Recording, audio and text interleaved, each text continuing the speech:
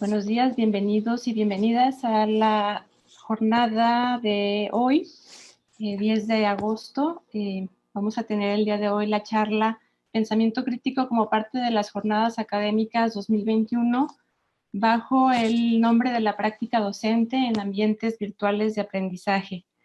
Agradecemos la participación de los docentes que nos acompañan de nivel tanto medio superior como superior y posgrado. Mi nombre es Adriana Elizabeth Mancilla Margali, profesora de la Facultad de Filosofía y de la Facultad de Derecho, y voy a fungir en esta ocasión como moderadora. Y bueno, pues nos acompaña como facilitadora en esta ocasión la doctora Alejandra Cristina Pita González. Ella es historiadora mexicana, realizó sus estudios de licenciatura en la Universidad Nacional de Córdoba y los de maestría y doctorado en el Colegio de México.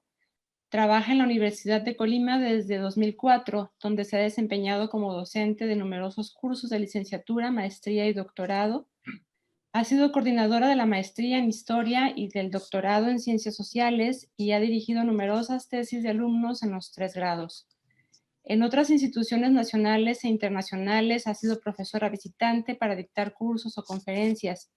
Es miembro del Sistema Nacional de Investigadores del CONACYT desde 2004 y hasta la fecha. Es miembro de la Academia Mexicana de Ciencias, editora de la revista de Historia de América del Instituto Panamericano de Geografía e Historia desde el 2017.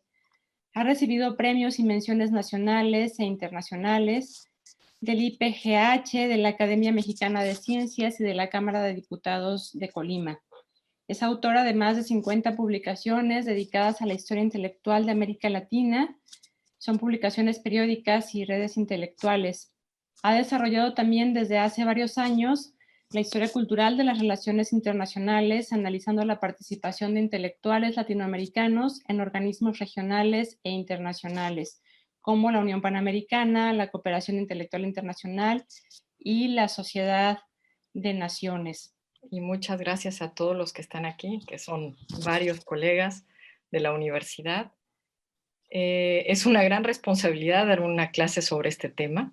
No es un tema sencillo, es un tema además tremendamente polémico y espero, de hecho la presentación, como van a ver a continuación, no ocupó todo el tiempo que me pidieron, sino un tiempo menor, porque creo que realmente lo más rico de este evento que me tocó colaborar va a ser el diálogo con los colegas, porque estoy segura que va a surgir numerosas, no solamente preguntas, sino comentarios, y que eso va a ser mucho más rico que hablar 50 minutos sin parar.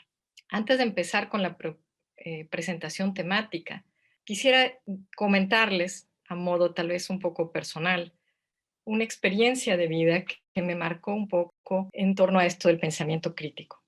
Como muchos se habrán dado cuenta, o como muchos que me conocen saben, me fui a vivir a Argentina cuando tenía 15 años. El choque cultural entre estas dos culturas también tuvo que ver con el pensamiento crítico. Yo había nacido y crecido en una ciudad del norte de México, en Monterrey, para ser más precisos, en donde si bien somos considerados gente muy directa, muy franca y a veces un poco secota y dura, no se caracterizan por un pensamiento crítico precisamente. Y de ahí pasé a vivir en plena adolescencia a una sociedad argentina que además estaba saliendo de un proceso de dictadura militar en el cual entonces la democracia trajo la posibilidad de la expresión en todos los sentidos, de la expresión de voto, de la expresión de la crítica, de todo aquello que se había callado durante 10 años. Este choque fue interesante, si bien había sido criada por una madre argentina que vivía en México y por lo tanto estaba acostumbrada a que en los grupos de exiliados que se reunían en mi casa hubiera siempre una actitud crítica, donde lo clásico era leer la prensa y criticar cada uno de los argumentos de las noticias, no solamente su contenido, sino su manera de estar escritas.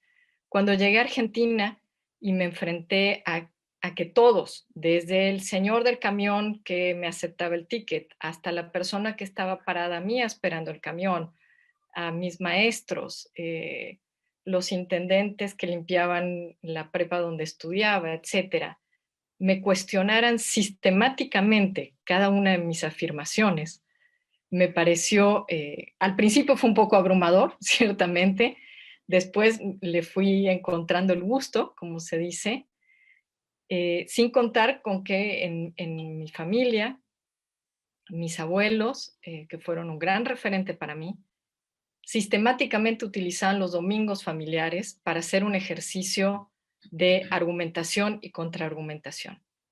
Es decir, no importaba de qué tema se hablara, si de religión, de política, de fútbol, de cocina, ¿sí? Cualquier tema que se abordaba se convertía en un ejercicio de lógica, para empezar, para saber si lo que uno estaba diciendo tenía sentido, estaba bien estructurado, era coherente, tenía una congruencia, se podía sostener después de un debate. Y este ejercicio creo que me formó como persona, me formó como investigadora y espero poder transmitirles en esta pequeña presentación que les he preparado, al menos esta inquietud de qué significa. A mí me gustaría sobre todo dejar la segunda parte de la presentación, porque casi todos los que estamos aquí somos docentes o hemos tenido relación con las aulas, para plantearnos qué significa esto en las aulas, ¿sí? Más allá de la cuestión teórica de qué es el pensamiento crítico, que sobre eso podemos encontrar muchas fuentes en Internet o muchas fuentes escritas, especializadas, más bien para que a partir del diálogo podamos construir nuestra propia problemática como profesores de UCOL en torno a el pensamiento crítico. Hola, mi nombre es Alexandra Quintana González, soy investigadora en el Centro Universitario de Investigaciones Sociales de la Universidad de Colima y les vengo a hablar sobre un tema muy interesante que es el del pensamiento crítico. Les aclaro de inicio que no es mi área de especialidad, pero que creo que me han invitado a hablar sobre este tema debido a que en más de una ocasión como investigadora nos enfrentamos con problemas similares sobre los cuales vamos a hacer una reflexión el día de hoy. Seleccionamos estas imágenes para iniciar nuestro diálogo porque la caricatura de Mafalda, creada por el argentino Quino, representa a través de un formato gráfico un buen ejemplo del pensamiento crítico. Esta caricatura se publicó originalmente entre 1964 y 1973, tiempos convulsos en Argentina. Su reproducción posterior fue numerosa y sigue hasta nuestros días en varios idiomas.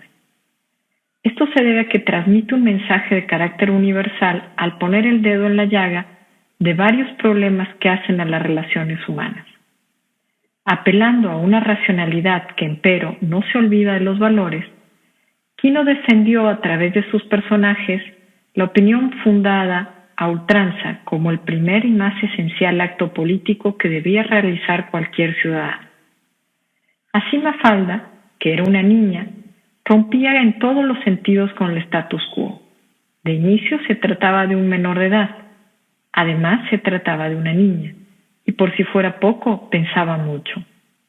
Su lógica era implacable y podía destruir argumentos poco sólidos esgrimidos por otros niños e incluso por otros adultos. Sus preguntas tenían un propósito: cuestionar para cambiar, para hacer de este un mundo mejor.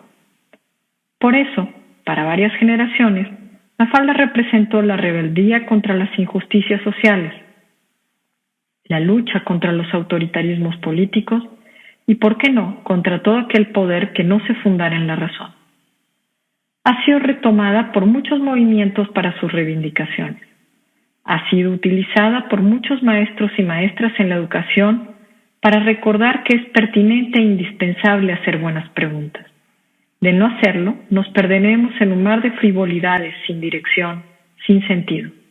Lo primero que tenemos que hacer al pensar sobre pensamiento crítico es buscar qué tipo de representaciones tiene el común de las personas en torno a este tema. Si hacemos una búsqueda rápida por Google y nos enfocamos en las imágenes, observaremos, como las que estamos poniendo aquí de ejemplo, que hay una serie de características compartidas. Una de ellas es que se aclara que es una actividad de razonamiento mental. La segunda es que enfatizan la importancia de las preguntas dentro de este proceso. La tercera es que este proceso termina o finaliza con una especie de iluminación al resolver un problema. Y la cuarta, que no necesariamente aparece en todas las imágenes, pero sí aparece en los escritos, es que el pensamiento crítico es indispensable para el futuro tanto de niños, de jóvenes como de adultos. Lo que plantean los especialistas sobre este tema, del cual, por cierto, les recomiendo una página de la Fundación de Pensamiento Crítico de Estados Unidos, que tiene numerosa bibliografía especializada sobre el tema, es que hay una serie de pasos que ayudan a alcanzar el objetivo de desarrollar un pensamiento crítico. El primero de estos pasos sería enseñar a dudar, con todo lo que esto implica. Es decir, una duda metódica, diríamos, dentro de la jerga del lenguaje científico. No es una duda cualquiera, es una duda que tiene consecuencias, es una duda que va más allá de lo simple y intenta llegar a lo complejo.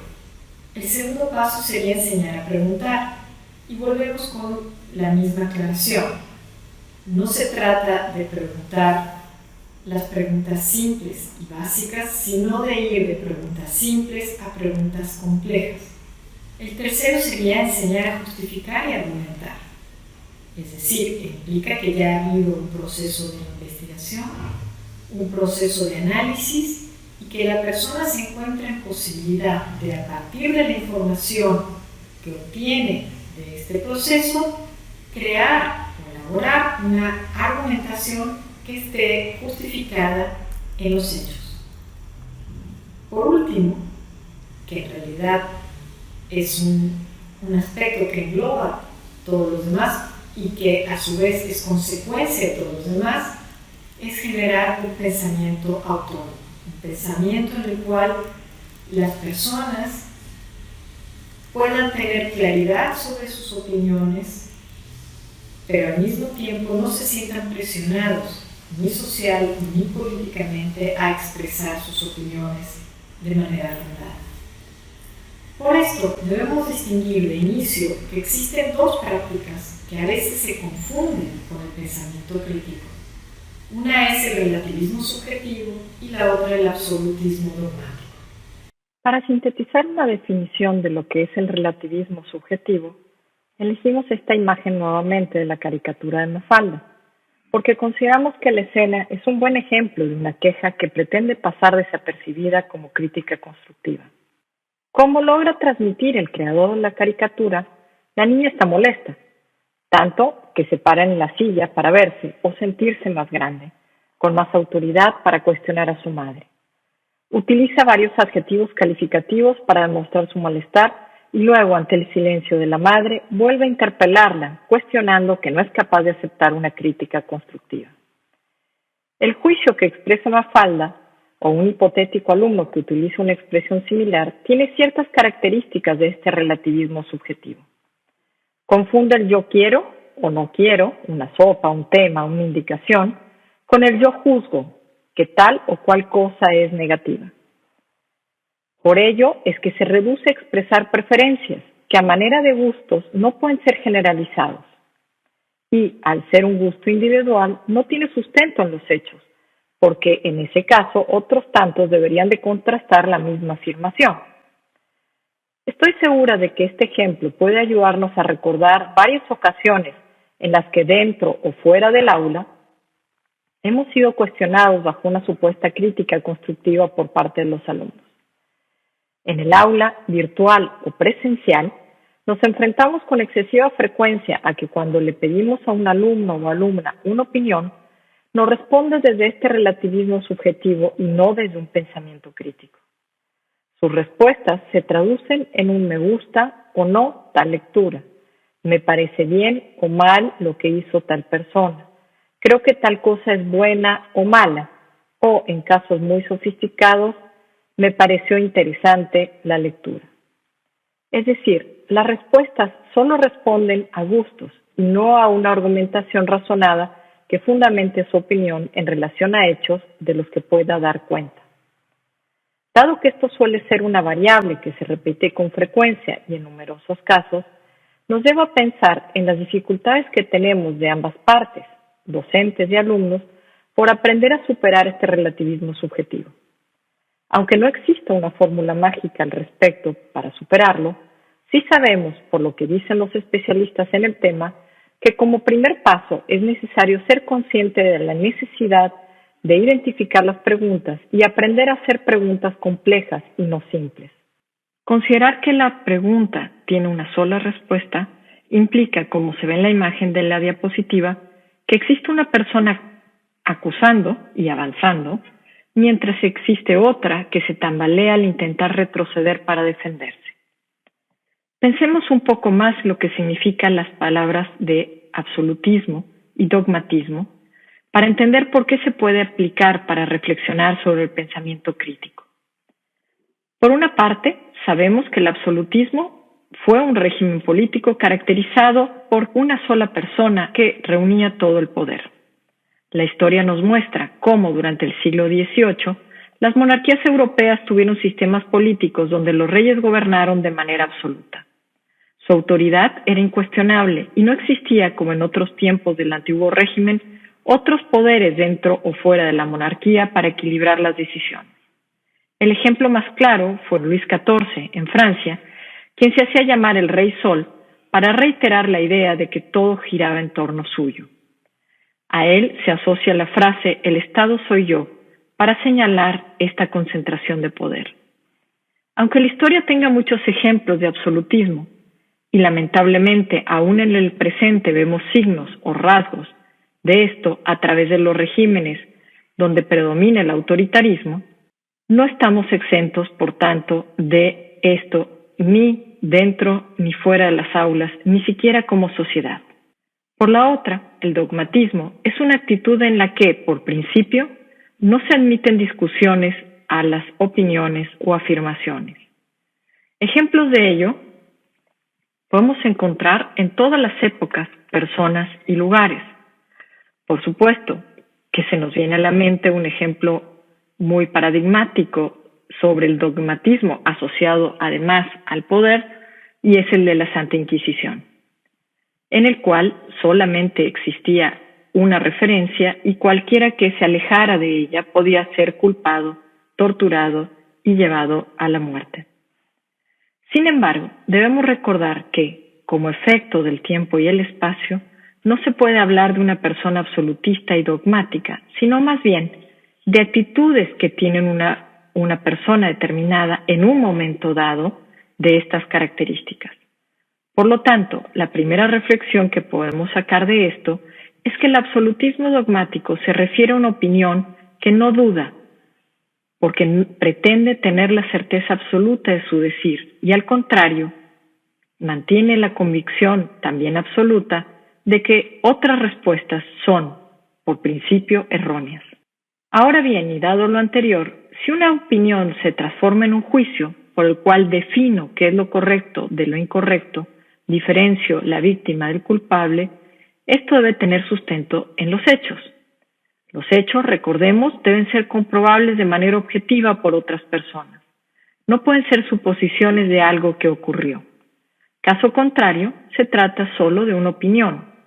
Ejemplos de opiniones no fundamentadas tenemos muchas, son las que sobran, y generalmente se asocia a la falta de educación, porque en sentido estricto se supone que nuestro sistema escolar debería garantizar que todos y todas los que hayan pasado por las aulas tengan una opinión fundada.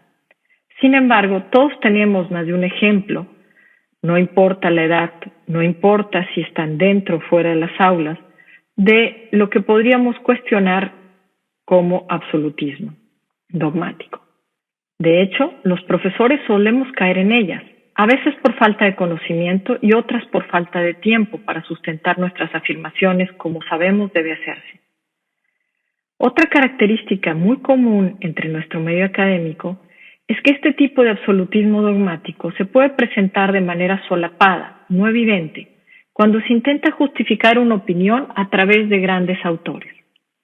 No importa si se cita a Hegel o a Marx, pensadores reconocidos. El problema es que se utilizan frases o palabras sueltas de estos autores para justificar mi propia afirmación o acción, sin cuestionar que entre aquel tiempo en el que fueron dichas y mi presente existe una diferencia radical.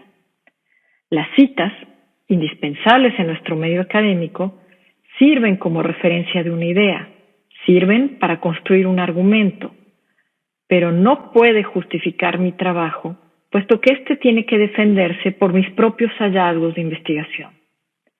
Aunque esto parece una obviedad, he visto en numerosos trabajos, tesistas generalmente, una clara confusión al respecto.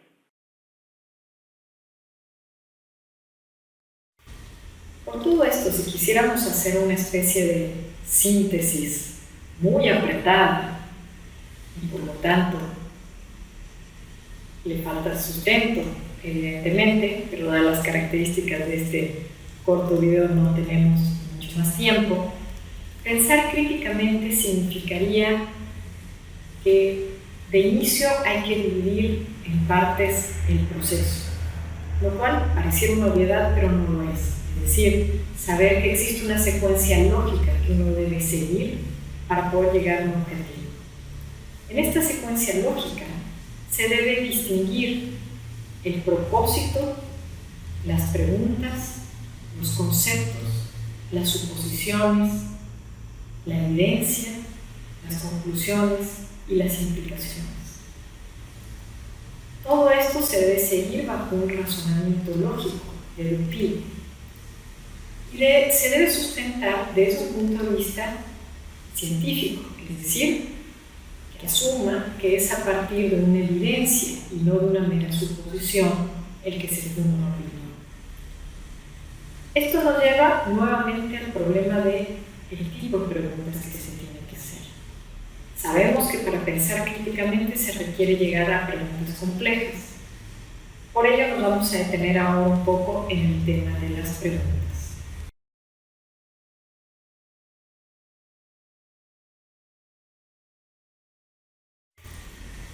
Antes de llegar a las preguntas complejas, tenemos que revisar un poco cuáles son las preguntas básicas. Las preguntas básicas que nos hacemos para casi resolver todo tipo de situaciones son qué, dónde, cuándo, quién, cómo. Y una no tan evidente, a la cual no siempre llegamos, es por qué. El qué es evidente. Se trata de describir un acontecimiento, una acción o una idea. El quiénes, o quién, tiene que ver con este protagonismo de la acción. El cuándo y el dónde, con el tiempo y el espacio donde se produjo esto. El cómo ya intenta avanzar un poco, en tanto que se pregunta, si bien de manera descriptiva, pero intenta hacer una relación un poco más analítica, la manera en que se desarrollaron los hechos o sucesos. Ahora bien, la última pregunta, el por qué, tiene que ver con las razones. Estas no siempre son evidentes y por lo tanto ya implica un nivel de indagación mayor.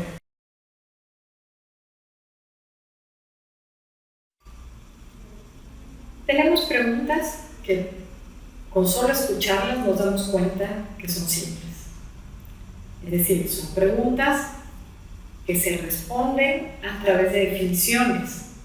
Para ello solamente necesitamos diccionarios. No hace falta ningún otro tipo de proceso para llegar a una definición. Tenemos preguntas que son complejas, es decir, que no dependen de una definición. definición, sino que dependen de una argumentación. Por ejemplo, una pregunta simple es ¿qué es una ley? Una pregunta compleja en torno al mismo problema es si una ley puede ser justa o injusta. Ahora bien, para estas preguntas complejas se requiere, lo hemos mencionado en repetidas ocasiones, de datos o hechos empíricos. Sin embargo, cabe aclarar que también hay preguntas que, aunque sean complejas, se fundamentan casi exclusivamente en los hechos empíricos. Es decir, que se responden solo por una estadística, una documentación o cualquier otro tipo de fuente.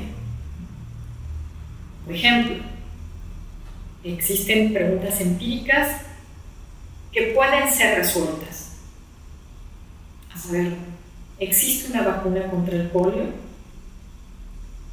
Existen otras que no son tan sencillas de responder y que pueden quedar de alguna manera sin resolver. ¿Cómo se puede terminar con la guerra?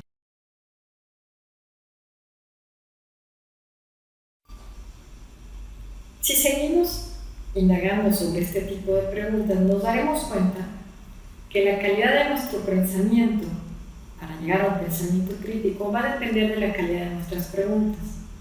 Eso significa que tenemos que ser muy conscientes en el tipo de preguntas que vamos a elaborar. Existen preguntas que son de procedimiento, es decir, que lo que nos interesa es resolver hechos o definiciones. Por ejemplo, ¿cómo funciona el disco duro en una computadora? Existen preguntas a las que nos lleva a indagar más sobre la preferencia o los gustos de una persona. Por ejemplo, ¿cuál es su ópera favorita? Existen otras que son un poquito más complicadas porque ya requieren un juicio o requieren menos de indagar sobre el otro o sobre uno mismo el juicio en torno a un problema.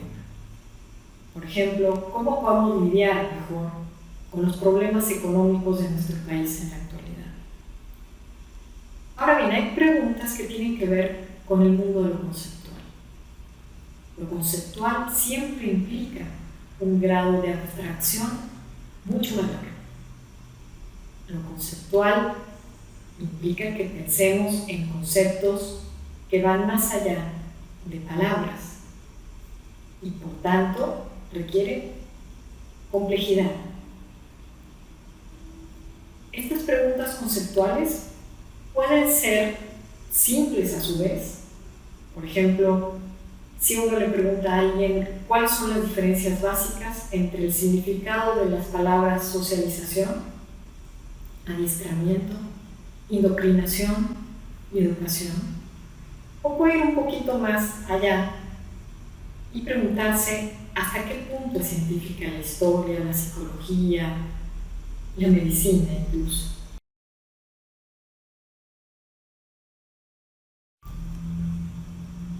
Hemos estado haciendo énfasis en las preguntas, en los procesos, en los objetivos, pero quisiéramos ahora retomar un punto que es importante, al menos mencionarlo para que cada uno de nosotros lo reflexionemos, porque no existe una única respuesta a esto y por supuesto tampoco existen fórmulas para saber si uno lo está haciendo de manera correcta o incorrecta. Esto tiene que ver con las actitudes de quien se desarrolla un pensamiento científico, que es a su vez un pensamiento crítico. Se da por supuesto que tiene que haber una humildad intelectual y eso nos recuerda este tema que mencionamos sobre el absolutismo en el pensamiento.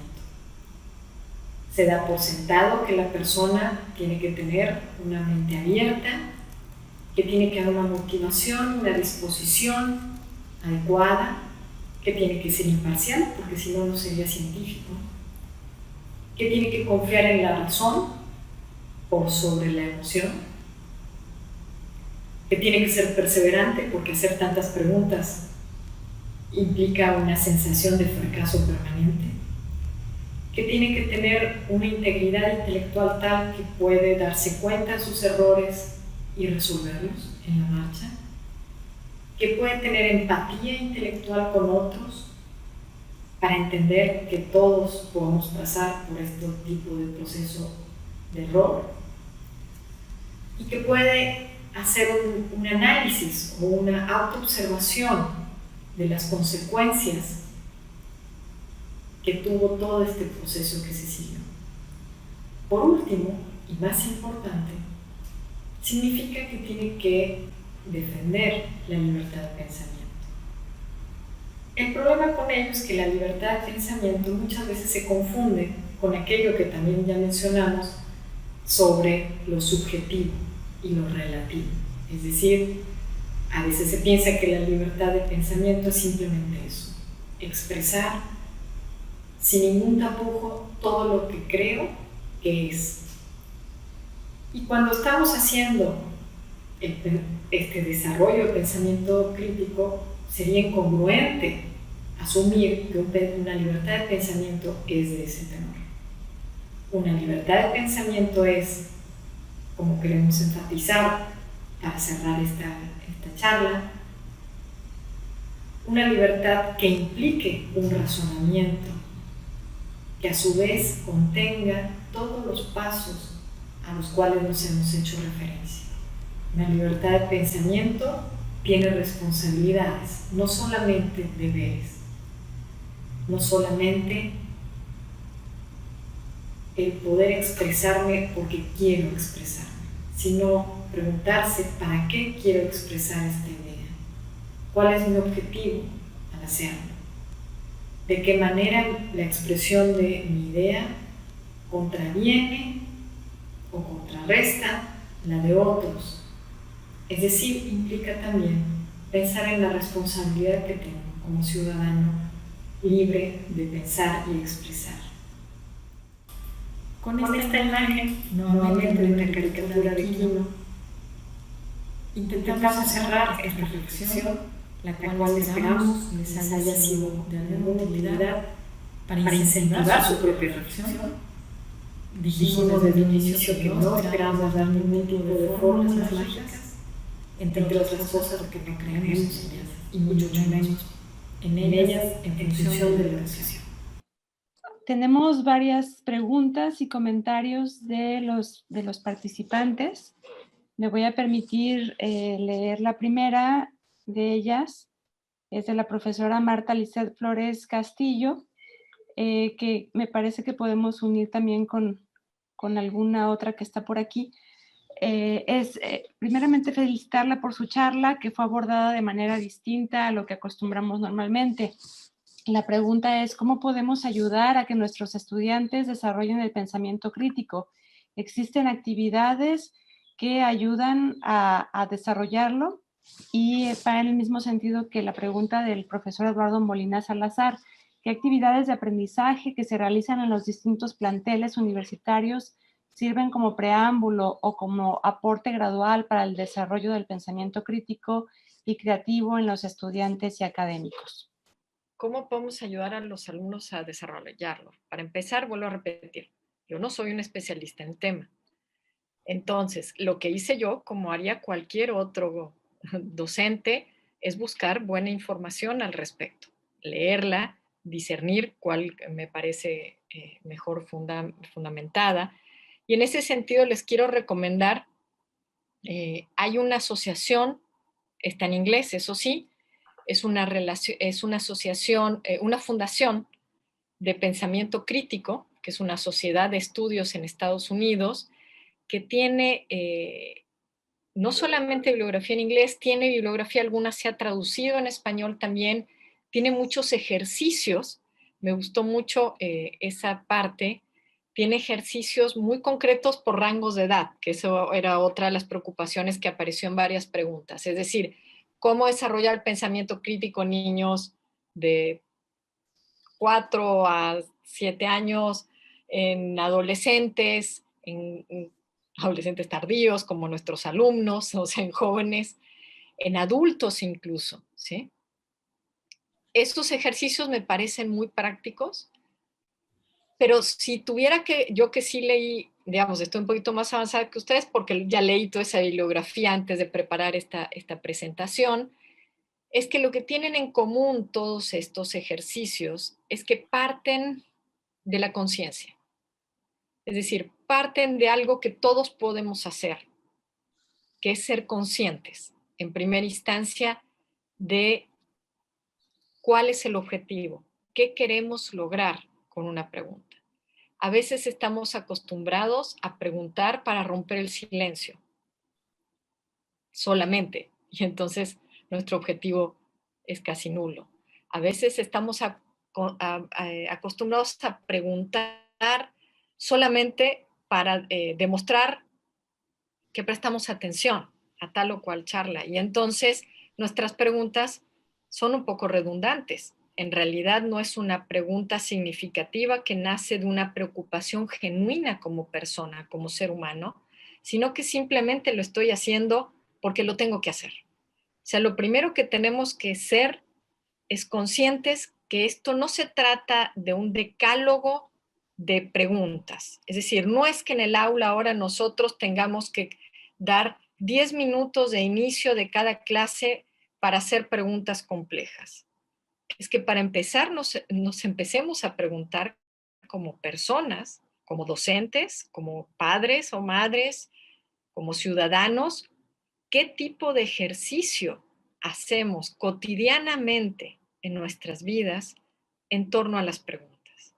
Es decir, una especie de autodiagnóstico, ¿sí? No para latigarnos o fustigarnos y pensar que hacer un diagnóstico negativo de lo mal que estamos y seguramente nuestros padres son los culpables o la escuela son los culpables o alguien es culpable, sino para darnos cuenta. No sabemos en dónde estamos parados, no podemos saber qué herramientas necesitamos.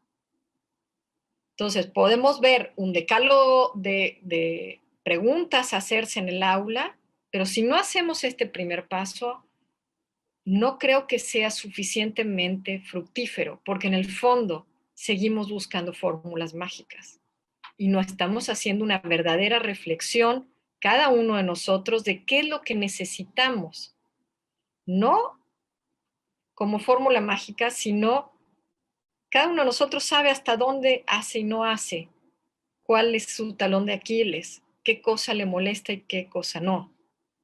Les voy a poner un ejemplo, también personal. Una vez estaba dando una clase en relaciones internacionales sobre historia de América Latina, que es un tema que además me apasiona. Ya habíamos visto todo el semestre, estábamos casi cerrando el semestre, íbamos a dar, ya estamos viendo las dictaduras en América Latina. Un tema que a mí en lo personal me toca porque una buena parte de mi familia fue torturada en los campos, ¿sí?, de detención. Es decir, es un tema del cual yo ya sé de inicio que es un tema sobre el cual tengo que tener precaución porque puedo caer en una subjetividad, ¿sí? Les preparo una guía de preguntas antes de pasar una película que se llama GarageBand, que es una película sobre una joven que es detenida, etcétera, y preparo una serie de preguntas para que lo tengan los alumnos antes de ver la película, pasamos la película, después iniciamos el debate. Primera respuesta además de alumnas, mujeres. La protagonista de la película era una joven estudiante universitaria que es detenida y torturada, ¿sí? Respuesta de las alumnas. No importó mis preguntas, qué tan complejas fueran. Las alumnas respondieron en función de su experiencia vital, ¿sí? Y la respuesta fue, bueno, en realidad sí la torturaron, pero en realidad el que la torturaba la amaba, lo cual a mí en lo personal, además como mujer, me descolocó totalmente esa respuesta. Nunca me imaginé que una joven, en la situación en la que vivimos en México, con la cantidad de feminicidios, con los problemas que tenemos de violencia, etcétera, me respondiera eso. Por supuesto, lo primero que sentí fue muchísimo enojo como persona, ¿sí? Tuve que controlar primero mi enojo, tuve que respirar en 4 tiempos, como a veces tenemos que hacer los docentes, y razonar rápidamente, más allá de mi emotividad, de decirle cómo se te ocurre decir una cosa así, etcétera, así, bla, bla, bla, pensar una argumentación. Lo único que se me ocurrió para sostener esta contraargumentación, que era hacerle más preguntas que fueran incisivas y que fueran a la esencia de lo que yo pensaba que estaba detrás de su argumento.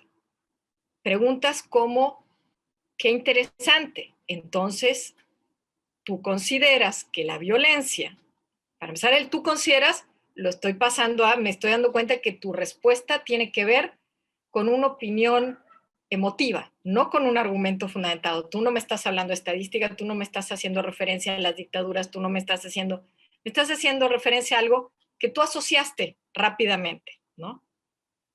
Entonces, tú consideraste que la violencia es legítima y que inclusive en relaciones o vínculos amorosos puede ser considerada legítima.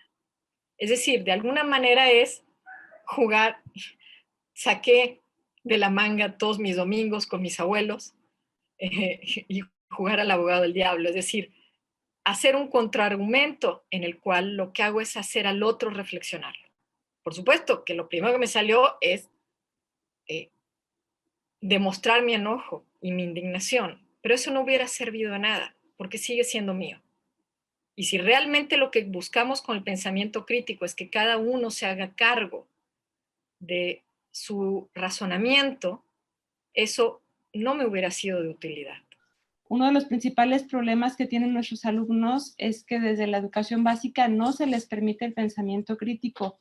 Algunos maestros no se sienten cómodos con esto porque ellos no saben cómo reaccionar y ellos tampoco lo tienen. Esto dice la profesora Carla Ruiz Corona y se suma a otros comentarios. Por ejemplo, también la profesora Celia Cervantes dice que hay desmotivación respecto al pensamiento crítico y que naturalmente para favorecer nuestra integración gregaria y por favorecer la armonía en las relaciones humanas abandonamos el espíritu, el pensamiento crítico y nos amoldamos, vaya, a las tendencias, ¿no?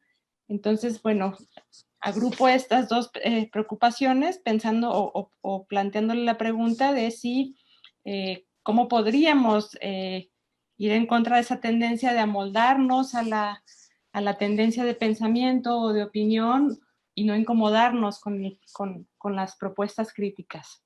Primero, no incomodarnos tiene que ver con este acto de conciencia, ¿sí? Es decir, nos podemos incomodar. Es obvio que nos vamos a incomodar, somos humanos. La pregunta ahí no es si nos vamos a incomodar, es qué hacemos con esa incomodidad, ¿no? ¿Cómo respondemos ante esa incomodidad? ¿Qué nos mueve esa incomodidad que hace que nos genere una sensación de ese tipo, ¿no? Entonces, tiene que ver con esto que mencionaba antes. Ahora, el tema de amoldarnos yo creo que nos lleva a otro punto y que en algún momento lo mencioné en la exposición, ojalá que lo tiene que ver con los tiempos. Creo que en general, y por eso enfatizo una y otra vez que no creo en las fórmulas mágicas, no creo en las modas, y siempre he sido, y lo saben todos los que me conocen, un poco crítica de los cursos que tomamos como docentes, ¿sí? Porque estamos cayendo sistemáticamente en una trampa del fast learning. Pero no solamente se lo queremos dar a los alumnos, lo queremos hacer nosotros, para transmitírselos a su vez a los alumnos. Y el pensamiento, por principio intrínseco, requiere tiempo. Requiere tiempo para pensar, para madurar una idea, para expresarla. Argumentar requiere muchísimo tiempo. Y nosotros lo que le quitamos sistemáticamente a la educación es el tiempo, porque queremos dar más contenido y menos pensamiento. Y eso va en contra de cualquier principio educativo, a mi juicio, ¿sí? Entonces, creo que más que buscar, que varias de las preguntas están sobre eso es fórmulas. ¿Qué tipo de preguntas? ¿Cómo las adaptamos? Es tomarnos el tiempo, esa es más bien mi sugerencia, de hacer un autodiagnóstico como personas, como profesores, de cómo es nuestro pensamiento crítico, de dónde estamos fallando, por qué estamos fallando, y crear nuestras propias estrategias antes de entrar al aula. Aún y cuando esto implique también, como decía Mafalda, detengan el mundo que me quiero bajar, ¿sí? Es decir, bajarse por momentos de esta sensación de que somos hámsters, que vivimos en una rueda corriendo sin parar para llegar a algo que nunca llegamos. Es como algo básico, ¿sí? Y sin embargo, se nos escapa todo el tiempo, ¿no? Por eso es que confundimos las opiniones con las argumentaciones. Las opiniones son, yo pienso, yo quiero, me gustó, no me gustó. La argumentación requiere tiempo, ¿sí? Eso tiene que ver también con algo, el tiempo. Preguntaba la doctora Jonasso el tema de la diferencia entre opiniones y razonamiento crítico, porque veía que muchas... El problema es que para hacer un argumento necesitas tiempo para encontrar los fundamentos. También es válido que no somos especialistas en todo y por lo tanto, si fuéramos estrictos, deberíamos encontrar hechos que comprueben lo que estamos diciendo, es decir, deberíamos poder fundamentarnos a través de documentos, diríamos los historiadores, ¿sí? Pero para esa fundamentación requiere tiempo y además no somos especialistas en todo. Entonces, la contrapregunta a eso podría ser, ¿entonces no podemos opinar de nada? Sí, podemos. Pero para empezar hay que enseñar a los alumnos que hay una diferencia entre los tipos o grados de opinión. Hay opiniones sobre temas que yo no me interesa investigar y entonces tengo todo el derecho del mundo de decir, mira qué interesante.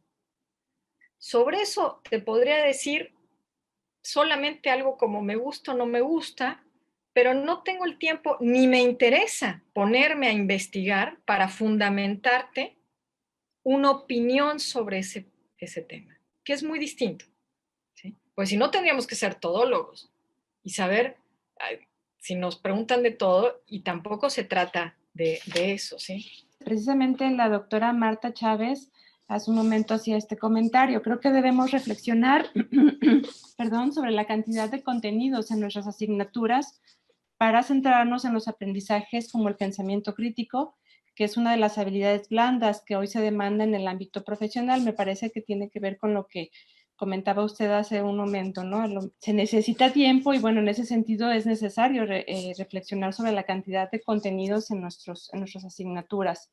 Hay muchos comentarios. Hay una pregunta que me parece que sería muy interesante que pudiera contestar, que es de Wilbert Chan-Kupul. ¿Cuál es la relación del pensamiento crítico y el pensamiento científico? Creo que toda mi exposición, de hecho, cuando la revisé, mi autocrítica fue que se dirigía demasiado al pensamiento científico. Y esto se debe a que yo me considero una científica, es decir, estoy formada como tal, aunque sea una científica social, me considero como tal y por lo tanto, además doy muchas clases de epistemología de la ciencia, entonces tengo un sesgo evidente en torno a eso. Pero sí creo que hay una relación, es decir, el pensamiento crítico, si se percatan en la presentación, se hizo énfasis en la demostración, la observación, la demostración, ¿sí? Y los hechos. Es decir, esa es la gran diferencia entre una opinión no fundamentada y una con fundamento. Es decir, una con fundamento tiene que partir de la observación, que es el principio básico de la ciencia, ¿sí? Tiene que partir de demostrar, de hipotetizar, es decir, ya sea a través de un método inductivo o deductivo, tiene que llegar a la experimentación, a la demostración o comprobación, ¿sí? Y a la nueva formulación de hipótesis. Por eso es que una buena pregunta puede generar en nuevas preguntas, porque siguiendo un método científico, una hipótesis lleva necesariamente en la conclusión a nuevas formulaciones, que están en proceso de cambio. Por eso es que, a mi juicio, de hecho, les había encontrado un videíto de Carl Sagan, que para mí es, bueno, soy gran fan de él, en donde explica un poco la historia del pensamiento crítico, me pareció muy lindo, pero quería dejar mucho tiempo para esta parte del debate. Pero si quieren, después le mando el link o lo googlean, no es que yo inventé nada, ¿sí? Para que lo vean, y creo que con eso tal vez podría ahondar más en esta pregunta que me hiciste. Bien, hay muchos comentarios felicitándola por la presentación, por la originalidad en la forma en que se ha presentado este tema. Mucha preocupación también respecto a la diversidad de estudiantes. Varios de los asistentes preguntan sobre cómo hacer para abordar el pensamiento crítico cuando los alumnos tienen diferentes niveles de pensamiento y de razonamiento. ¿Cómo podría caber esa diversidad en el desarrollo del pensamiento crítico? No sé si nos quisiera hacer un comentario respecto a este punto como último elemento a comentar para pasar a la entrega de la constancia. No tengo una respuesta muy clara sobre eso, porque como docente me enfrento a esa problemática en cada curso, ¿sí? Hay alumnos que tienen más habilidades, menos habilidades. Yo creo que ahí lo único que podría responder ahora, para que todos sigamos buscando información al respecto, es que intentemos escuchar las preguntas, que intentemos escucharlos, realmente escucharlos.